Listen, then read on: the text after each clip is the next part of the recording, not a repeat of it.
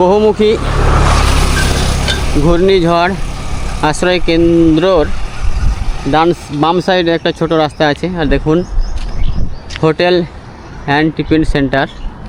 তো এইখানেই এদিকে চালখোলার রাস্তা, আর এইটা মন্দারমণি সমুদ্র বিচের শেষ প্রান্ত থেকে আসার রাস্তা।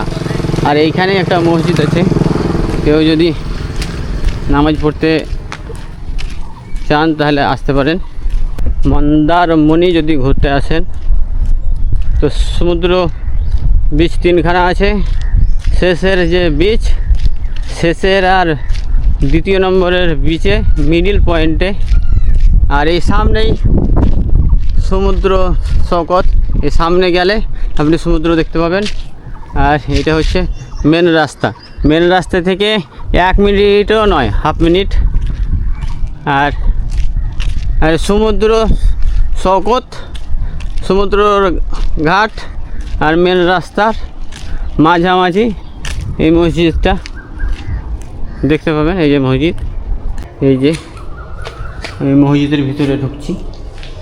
সুন্দর মসজিদ, নতুনই মনে হয়েছে, চকচকে রং করা। সমুদ্র শেষ বিচের আর দ্বিতীয় বিচের মাঝামাঝি এই মসজিদটা আছে। এটা উজুখানা, বাথরুম।